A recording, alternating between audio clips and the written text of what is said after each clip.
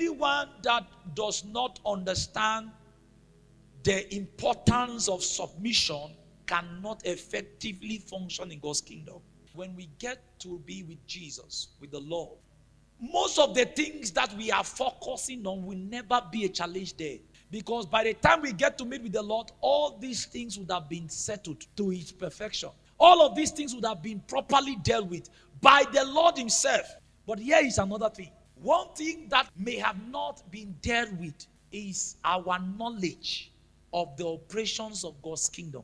It is why Jesus established the apostolic ministry, the prophetic ministry, the evangelistic ministry, and spiritual leaders and authority, so that they can equip us, teach us for ministry, service in the kingdom. Because when we shall be with the Lord at the end, there shall still be service going on. One of the strongest pillars of the kingdom of heaven is the pillar of submission. Why God allow us to learn the principle of submission on earth under men is because, listen, if you cannot submit to a man, you cannot submit to God.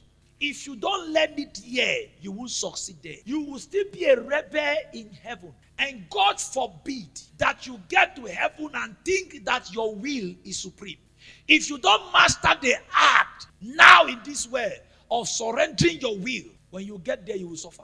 Because the way the world trains us is to become familiar with democracy. And God's kingdom does not operate on the basis or principles of a democracy. God is not a Democrat. God is not even a Republican.